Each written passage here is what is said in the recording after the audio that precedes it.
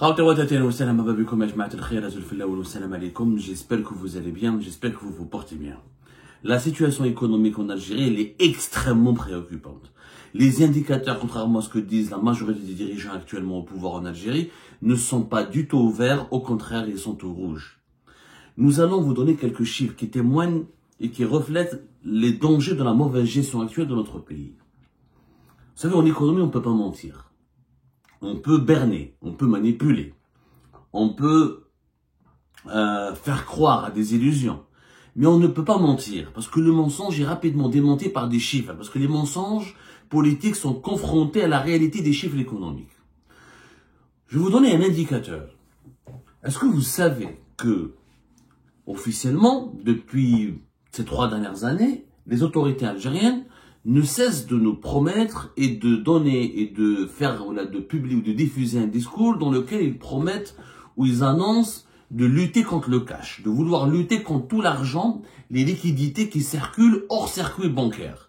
C'est-à-dire l'argent, les liquides qui ne sont pas dans les banques et qui est utilisé dans le marché informel, dans des secteurs qui échappent totalement au contrôle du fisc, au contrôle de l'État, et ce sont des recettes, c'est de l'argent que l'État ne contrôle pas et qui ne passe pas par les caisses de l'État. Ces annonces et ces promesses sont totalement fausses. Pourquoi? Parce que la circulation, l'argent qui circule hors des banques algériennes a doublé entre 2018 et 2024. Je dis bien a doublé. Je vais vous donner des chiffres impressionnants. Alors en 2018, l'argent qui circulait entre les banques, ou l'argent qui circulait hors contrôle des banques en Algérie, je dis bien hors contrôle des banques, il était de 4 926 milliards de dinars. On va essayer de parler en euros, les Algériens et les Algériens qui nous occupent puissent vraiment comprendre les enjeux, saisir les enjeux. Sinon, si nous parlons en dinars, il faudra une calculatrice scientifique. Alors, en 2018, on avait exactement 4 926 milliards de dinars qui circulaient hors banque. C'était l'équivalent de 36 milliards de dollars. Ces 36 milliards de dollars et demi, plus exactement, c'était l'argent de l'informel. L'argent qui ne rentre pas dans les banques, ou qui ne passe pas par les banques, ou qui ne circule pas par qui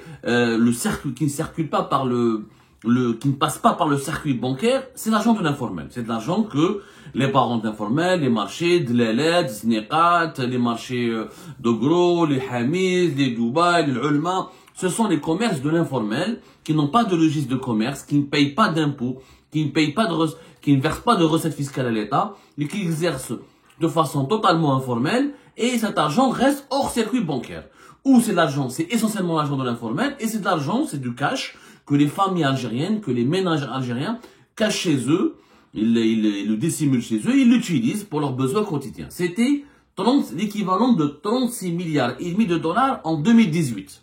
Nous sommes en 2018, à l'époque du régime de Bouteflika, donc bien avant le Hirak, bien avant la nouvelle Algérie. Nous allons voir les derniers chiffres de mars 2024. C'est les derniers chiffres actualisés.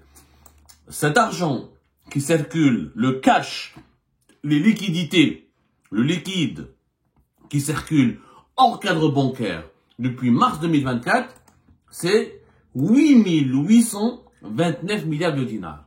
8 829 milliards de dinars, 89 milliards de dinars. 8 289 milliards de dinars. C'est pratiquement le double de 4 926 milliards de dinars de 2018. 8 289 milliards de dinars, on va faire la conversion maintenant, sous vos yeux. Combien ça va donner en dollars? Tenez-vous bien, un peu de suspense, 61 milliards et demi de dollars. 61 milliards et demi de dollars d'argent qui circule hors circuit bancaire. Alors qu'auparavant, c'était 36 milliards et demi. Auparavant, c'était 36 milliards et demi. Vous en rappelez bien. On est passé de 36 milliards et demi à 61 milliards et demi de dollars entre 2018 et 2024. Ça signifie quoi? Ça signifie que l'actuel pouvoir algérien non seulement il a perdu la bataille contre le cash, non seulement il n'a pas tenu ses promesses, il n'a rien pu récupérer et il n'a pas lutté contre l'informel. Alors, on passe de 36 milliards et demi à 61 milliards et demi. C'est pratiquement le double, encore une fois, c'est vraiment impressionnant. Et je parle de la période de 2018 à la période de mars 2024. Non seulement, donc, contrairement à ce que nous font croire les actuels dirigeants algériens, ils n'ont pas pu récupérer l'argent, ils n'ont pas pu stopper l'informel, ils n'ont pas pu obliger l'informel à passer par le circuit bancaire, ils n'ont pas pu légaliser les activités de l'informel, mais aussi ils ont perdu la bataille contre le cash, alors que les autorités actuelles algériennes ont multiplié les mesures contre le cash. À l'époque de Bouteflika, il n'y avait pas de mesure particulièrement contre le cash. Il y avait une mesure que le pouvoir à l'époque de Bouteflika a voulu mettre en place, paiement par chèque, l'obligation du paiement par chèque à partir d'un certain seuil. Ça n'a jamais été appliqué, ça n'existait que théoriquement. À l'époque de ce nouveau pouvoir, on a voulu donc, on a imposé, comme cette année par exemple 2025, l'achat des biens immobiliers n'est plus avec le cash. Il est uniquement avec chèque bancaire, le canal bancaire. L'achat des voitures uniquement avec le canal bancaire. À l'époque de Bouteflika, à l'époque du régime de Bouteflika, à l'époque de l'ancienne Algérie, les Algériens et les Algériens pouvaient déposer des milliards et des milliards en cash au niveau des banques. Personne ne parlait d'eux. Il y avait même une amnistie fiscale qui a été lancée en 2015. Rappelez-vous, amnistie fiscale et d'Eroha, Bouteflika. En Algérie, c'était en 2015, je crois. Ça a été fait en 2015. Ça s'appelle, attendez, je vais vous donner. C'était fin d'année 2015. Je sais que c'était fin d'année. Voilà, c'était fin juillet 2015. Fin juillet 2015. Ça a commencé depuis 2015 et ça a duré jusqu'à 2017, 2018 pratiquement. Ça a duré 2 ans et demi, 3 ans. C'est une amnistie fiscale qui consistait, qui devait permettre à l'État algérien d'intégrer ou de récupérer les milliards de dinars qui circulaient hors circuit bancaire, qui circulaient dans l'informel. Il était question de payer de ne demander aucun justificatif à l'État, de ne demander aucun justificatif aux particuliers. Et ça consistait juste à payer une sorte d'impôt de 7%. Voilà, une taxe de 7%. Tu ramènes tout ce que tu veux comme cash, au niveau de la banque, tu ramènes tous les sacs d'argent, la banque n'a pas le droit de te dire de ce que tu as ramené, il fallait juste payer 7% qui sera prélevé sur le montant déposé et réinjecté au budget de l'État. Ça, c'était à l'époque de Bouteflika. C'est-à-dire à l'époque, on avait on avait pensé à des mesures très souples pour pouvoir récupérer, comment dirais-je, pour pouvoir récupérer tout le cash qui circulait hors circuit bancaire. Or, à l'époque, encore une fois, c'était en 2015, donc c'était le cash qui circulait hors circuit bancaire était inférieur aux fameux 36 milliards et demi de dollars, le montant qui a été établi en 2018. Bon, cette amnistie fiscale n'avait pas beaucoup marché pour une raison simple, c'est que le système bancaire algérien, on en parlera plus tard, on a beau faire toutes les lois du monde, à cause des banques algériennes qui sont archaïques, qui sont totalement sous-développées, qu'il n'y a pas de prestations de services modernes, c'est des banques qui ne sont pas attractives, donc personne n'a envie de traiter avec les banques algériennes. Les banques algériennes, tout le monde a envie de les fuir, parce que quand tu vas dans une banque en Algérie, malheureusement le secteur bancaire en Algérie est dominé, notamment pour le financement des activités économiques, par les grandes banques étatiques, la BNA, la BEA, la BAD, la BDL, la CNEP, la CPA, et maintenant ils ont fait une autre banque, 7 banques publiques, avec la banque de l'habitat qui a été faite à l'époque de Tebboune. Donc, c'est des banques publiques où les prestations sont catastrophiques, où il n'y a pas un accueil du client, il n'y a pas une culture une vraie culture commerciale, donc tout le monde fait les banques algériennes. Donc, ça n'a pas marché cette amnistie fiscale. Mais, à l'époque, je signale que le régime Bouteflika n'a pas élaboré de loi extrêmement restrictive. En Algérie, depuis 2022, le régime actuel, le pouvoir actuel, s'est lancé dans une politique anti-informelle. Alors, anti-informelle, les lois qui criminalisent la spéculation, les opérations de contrôle des polices et des directions de commerce, un peu partout à travers le pays, les contrôles des commerçants et des agriculteurs, le cash en Algérie depuis pratiquement 2023, les banques algériennes demandent des justificatifs et signalent tout versement de cash de leurs clients qui dépasse un certain seuil. Maintenant, depuis 2024, si tu déposes 300 au-delà depuis 2024, cette surveillance du dépôt de cash a été encore et des retraits en espèces de l'argent depuis les banques algériennes a été encore accru puisqu'au-delà de 300 millions de centimes, les banques signalent au fisc et signalent au service de sécurité. Il y a eu des enquêtes pour les redressements fiscaux. Les personnes les plus riches du pays, c'était en 2023. Il y a eu ensuite d'autres types d'enquêtes sur les personnes riches qui avaient de l'argent en 2024. C'est-à-dire que les autorités actuelles algériennes ont tout fait pour essayer de contrôler les personnes riches qui ne déclaraient pas leur argent ou qui avaient de l'argent de façon informelle pour essayer de traquer les flux financiers qui circulent de façon informelle et hors circuit bancaire à travers plusieurs mesures sécuritaires, juridiques, fiscales, économiques. Puisque même les restrictions au niveau des importations, à l'époque de Bouteflika, il y avait du cash. Pourquoi? Le marché informel travaillait. Parce que le pays, il y avait une liberté pour l'importer. L'Algérie, jusqu'à 2016-2017, mis à part les restrictions au niveau des importations des voitures, tout le reste, l'Algérie importait des produits alimentaires étrangers, on importait des produits de vêtements étrangers. L'activité d'importation était libre. Elle était complètement libre. En tout cas, elle commençait à être contrôlée un peu, mais avec beaucoup de douceur par rapport aux contrôles actuels qui sont pratiqués à partir de 2017-2018. Mais on importait pratiquement tout ce qu'on voulait. Aujourd'hui, depuis 2021-2022, avec l'actuel régime, restriction totale des importations. On n'importe pratiquement plus rien, tout passe par des certificats, tout passe par des licences, des autorisations, les contrôles au niveau des ports, les douanes qui contrôlent les voyageurs, même les colis qui viennent de l'étranger sont soigneusement contrôlés. Il y a une guerre terrible contre les importations. Et on sait qu'à l'époque, les importations ont nourri le marché informel. Je mets le cabas, les importations, je mets les conteneurs. Malheureusement, voilà, c'est un fait, malheureusement du point de vue fiscal, c'est-à-dire c'est des recettes fiscales qui rentrent pas dans les caisses de l'État, mais les importateurs ne vendaient pas ou là ne revendaient pas tout ce qu'ils achetaient à l'étranger de façon au niveau des commerces formels. Beaucoup de commerces informels, là dans les marchés informels, récupéraient les vêtements, les produits électroménagers, les produits alimentaires même qui venaient de l'étranger, qui étaient revendus dans les marchés informels. Donc, à l'époque, ça expliquait. À l'époque de Bouteflika, on savait pourquoi d'où venait le marché informel. C'était les importations et les importateurs. C'était les banques algériennes qui n'étaient pas attractives, etc.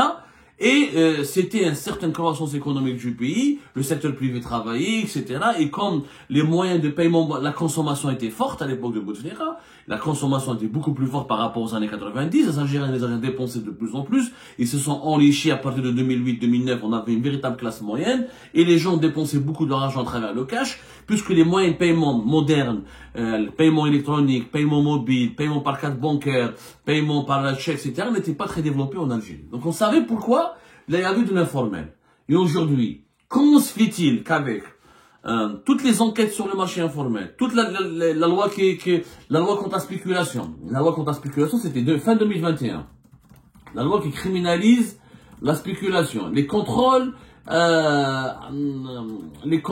stricts et rigoureux menés par les services de sécurité, la surveillance des dépôts en cash et des retraits de l'espèce depuis les banques, le verrouillage des importations, comme je l'ai dit. Et malgré cela, nous avons, ce qui est quand même surprenant, l'argent qui circule hors circuit bancaire a dépassé les 61 milliards et demi de dollars, presque 62 milliards de dollars, alors que ce n'était que de 36 milliards et demi de dollars en 2018. En réalité, qui alimente l'informel? Je vais vous surprendre. Et ça n'a pas été suffisamment analysé dans notre pays. C'est le budget, c'est les dépenses de l'État. Regardez, je vais vous donner un autre chiffre. C'est important que vous compreniez ces réalités. C'est qu'aujourd'hui, l'État algérien est en train d'échouer économiquement. C'est un échec total. Quand tu as quand l'argent qui circule hors circuit bancaire, qui passe pas par les banques, passe de 36 milliards et demi de dollars à 61 milliards et demi de dollars, c'est énorme, 61 milliards et demi de dollars. C'est un budget de plusieurs gouvernements en Afrique. 61 milliards, c'est-à-dire 8289 milliards de dinars, il y a de quoi financer des écoles, des hôpitaux, payer des salariés. C'est vraiment de l'argent, c'est une somme colossale. Mais pourquoi le régime actuel, le pouvoir actuel a échoué dans sa lutte contre le cash et contre l'argent informel? Pour une raison simple, c'est que c'est les dépenses de l'État qui sont en train d'alimenter l'informel. Contrairement à l'époque de Bouteflika, où sont les importations, la consommation interne et le dynamisme économique et l'enrichissement, la consommation interne, le dynamisme économique local, à l'époque de ce actuel régime, le régime Tebboune, c'est les dépenses de l'État. Là, fait comme un exemple, la masse monétaire en Algérie, combien il y a d'argent? Quelle est la masse monétaire de toute l'Algérie? Il y a combien d'argent en Algérie? On a 25 000 38 milliards de dinars. 25 000, 38 milliards de dinars, ça c'est toute la masse monétaire, tout ce que le pays a comme argent. 25 000, 38 milliards de dinars, c'est l'équivalent de 185 milliards de dollars. 185 milliards de dollars. Quand on observe les chiffres, la masse monétaire en 2018, elle était que de 16 636 milliards de dinars. Je dis bien, la masse monétaire en Algérie en 2018, avant le Hirak, avant la nouvelle Algérie, donc avant le régime actuel, elle était de 16 636. Combien ça fait en dollars? Ça fait 123 milliards de dollars. On a la masse monétaire, elle est passée de 123 milliards de dollars à plus de 185 milliards de dollars en 2024. Entre 2018 et 2024, la différence, elle est énorme. Énorme. D'où vient tout cet argent? Quand la masse monétaire augmente de façon aussi conséquente, pratiquement de presque la moitié, de presque 50%, au moins 30 à 40%, puisqu'on est passé, encore une fois, je vous redonne les chiffres. C'est très important de comprendre les chiffres, parce qu'on n'est pas dans les sentiments, on est vraiment dans les chiffres. Quand on passe de 123 milliards et demi de dollars de masse monétaire à plus de 185, presque 186 milliards de dollars, c'est une augmentation au minimum de presque 40% et quelques, c'est que normalement le pays il a un dynamisme économique, il y a une croissance importante, il y a une production des services. Ce n'est pas le cas. En réalité, ce qui a augmenté, en parallèle, la masse monétaire elle a augmenté, en parallèle, l'argent qui circule hors des banques a augmenté, parce qu'on est passé de 36 et quelques et demi à plus de 61, presque 62 milliards de dollars, ce qui est quand même encore une fois impressionnant. C'est vraiment impressionnant et c'est même inédit. Donc, d'où vient tout cet argent qui circule dans le pays? Et alors, il y a beaucoup d'argent qui circule en Algérie et pourtant les Algériens ont l'impression qu'ils s'appauvrissent, l'inflation est élevée, le chômage est élevé. Comment ça se fait? En réalité, c'est le budget de l'État. L'État en Algérie dépense beaucoup d'argent. La masse monétaire en Algérie elle a commencé à augmenter de façon conséquente depuis 2022 jusqu'à 2024. Qu'est-ce qui s'est passé? En 2022-2023, l'État a commencé à dépenser beaucoup d'argent. En 2023, il a dépassé le budget de l'État, le budget de fonctionnement de l'État a dépassé les 102-103 milliards de dollars. En 2024, il a dépassé les 113 milliards de dollars. Et en 2025, il a dépassé les 126 milliards de dollars. L'État algérien dépense beaucoup d'argent. Ce n'est pas le pays, alors que le pays n'en gagne pas autant, puisque si on compare les rentrées d'argent et de l'État algérien entre 2023, 2022, 2023 jusqu'à 2024, les recettes sont en baisse par rapport aux devises. Je ne parle pas des recettes en dinars. Parce que, en Algérie, comme on est dépendant au niveau de nos importations, si tu as le PIB algérien n'a aucun sens. Un PIB en dinars n'a pas de sens. Parce que, il aurait eu du sens, notre richesse nationale en dinars, elle aurait eu du sens, si on était autosuffisant. Ou si on produisait au moins 60 à 70% de ce que nous consommions. De ce que nous consommons au quotidien plutôt. Ce qui n'est pas le cas au niveau des médicaments, au niveau de l'agriculture, au niveau de la nourriture, au niveau des vêtements, au niveau des arbres, au niveau des machines. Nous consommons, nous dépendons, nous sommes ultra dépendants de l'étranger. Quand il n'y a pas beaucoup d'importations, il y a des pénuries et les prix augmentent puisque la production locale ne satisfait pas les besoins nationaux. Donc on a une masse monétaire qui augmente, alors que la production de biens et de services n'augmente pas. Je vous ai dit 1000 fois, en économie, quand il y a beaucoup d'argent qui est produit, qui est fabriqué, et que cet argent ne provient pas d'une activité de production économique de richesse, qu'est-ce que c'est que la production de richesse? C'est la production de biens et de services. Normalement, je produis un bien et un service, et c'est en vendant ce bien et ce service que le pays arrive à gagner de l'argent et des richesses, et c'est comme ça que sa masse monétaire augmente. En Algérie, c'est le contraire. La production de biens et de services, elle reste stable, elle décline. Clairement, elle décline dans pas mal de domaines, même si elle augmente légèrement dans certains secteurs, elle reste stable. En tout cas, elle n'est pas suffisamment en croissance par rapport à la croissance et à l'augmentation de la masse sanitaire, de la masse monétaire. La masse monétaire qui passe de 123 jusqu'à 185 milliards de dollars, presque 186 milliards de dollars, c'est énorme. c'est les budgets de l'État. Qu'est-ce qui augmente en Algérie? C'est pas la production, c'est pas la croissance économique, réellement.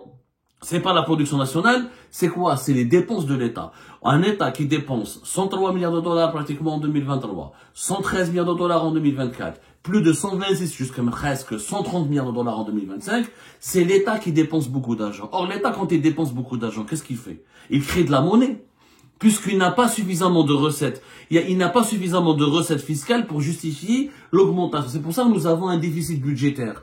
On a un déficit budgétaire énorme en Algérie. Et on en a déjà parlé. On en a déjà parlé de la dette de l'État. On en a parlé, on a fait une émission en éclairage spécialement sur la dette de l'État. Et comme nous avons un déficit budgétaire énorme en Algérie, pourquoi? Parce qu'il y a une différence entre les dépenses et les recettes. Normalement, les dépenses de l'État augmentent au fur et à mesure que les recettes augmentent. C'est pas du tout le cas. D'ailleurs, pour cette année 2025, nous avons un déficit qui dépasse les 62 milliards de dollars. D'où vient ce déficit? C'est l'argent que l'État imprime. L'État imprime de l'argent. Pour financer son budget, pour trouver de l'argent, il fabrique de l'argent, Ce qui fait, il s'endette publiquement, il s'endette auprès des banques. Donc la Banque d'Algérie est obligée de fabriquer de l'argent pour donner aux banques, pour donner à l'État et au trésor public. Et la masse monétaire augmente. Et plus la masse monétaire augmente, plus l'argent qui circule hors banque augmente. C'est pour ça qu'on a aujourd'hui plus de 60 milliards de dollars qui circulent hors. Regardez les indicateurs économiques du pays. 62 milliards de dollars de déficit. Plus de 61, presque 62 milliards de dollars de liquidités, d'espèces qui circulent hors circuit bancaire, qui échappent au contrôle des banques. Et plus de 185 milliards de dollars de masse monétaire. Ça veut dire que en Algérie, en ce moment, on croule sur l'argent, mais c'est de l'argent qui n'a pas de valeur. Pourquoi? Parce que c'est de l'argent qui est créé par l'État, qui est utilisé uniquement à l'État et qui ne profite pas à l'économie. Du coup, c'est quoi les conséquences? Trop d'argent, sans des biens, sans une production économique, sans une création économique sérieuse et réelle, ça crée une inflation permanente. L'inflation en Algérie elle est toujours au-delà de 4-5%. Depuis 2021, 8, 9%, mais 9, 10% à 4, 5%, mais toujours très élevé, alors que normalement, elle devrait être de 2 à 3%, pas plus. Le chômage augmente, parce qu'il n'y a pas d'entreprise qui travaille que recrute, il n'y a que l'État qui prend l'argent et qui dépense cet argent. L'État, il augmente les salaires des fonctionnaires, et les fonctionnaires dépensent et retirent leur salaire et ils le dépensent en cash. Du coup, le cash, il sort des banques, il rentre plus jamais au niveau des banques, parce que les banques algériennes, elles sont pas attractives, elles n'investissent pas assez, elles n'ont pas de produits financiers intéressants, donc elles n'arrivent pas à capter l'argent de l'informel. Donc nous sommes dans un cercle infernal. Là, l'État crée de l'argent, délapide de l'argent, dépense trop d'argent, sans aucun développement économique pour le pays. Il n'y a pas de développement économique. Par quoi, le développement économique, c'est quoi? C'est quand on crée de l'argent à travers l'économie. C'est-à-dire à travers la production de biens et de services. En Algérie, on crée de l'argent sans aucune production économique. C'est juste l'État qui imprime. On a tellement imprimé et produit de l'argent sans production économique qu'aujourd'hui, nous avons 61 milliards de dollars qui circulent hors banque et nous avons une masse monétaire de 185 milliards de dollars mais qui ne sert pas l'économie nationale. Elle ne sert pas l'économie nationale parce que le chômage augmente, l'inflation augmente et la production nationale demeure toujours faible et elle n'arrive pas à satisfaire les besoins du pays. C'est ça la situation. C'est une situation dramatique. Si cette situation perdure, à savoir, si l'État continue à imprimer, à produire de l'argent sans aucune valeur, il va se passer quoi? La valeur du dinar va chuter. C'est pour ça que le dinar, le marché informel, ne vaut rien par rapport à l'euro et au dollar. C'est pour ça que l'euro et le dollar en parlent toujours il augmente. L'inflation va toujours être élevée, la vie sera toujours chère. Le chômage continuera d'exploser puisque cet argent échappe au contrôle des banques, donc il n'est pas investi dans les entreprises et que la masse monétaire, cet argent ne profite pas à l'économie, profite à l'État. Donc les entreprises n'en profitent pas. Elles n'ont pas suffisamment de financement pour développer leurs activités, etc. Donc quand elles ne développent pas leurs activités, elles ne créent pas des emplois. Donc le chômage explose. Et quand le chômage explose et l'inflation augmente, elle demeure élevée, c'est quoi? C'est la pauvreté, c'est la précarité, c'est la misère sociale. Voilà la situation actuelle dans laquelle nous sommes. Et que nous n'avons jamais connue auparavant. Pourquoi? Parce que nous avons un État, encore une fois, qui dépense trop d'argent et qui crée lui-même de l'argent sans valeur. Tant que nous ne remédions pas à ces pratiques, nous ne pourrons jamais nous développer économiquement.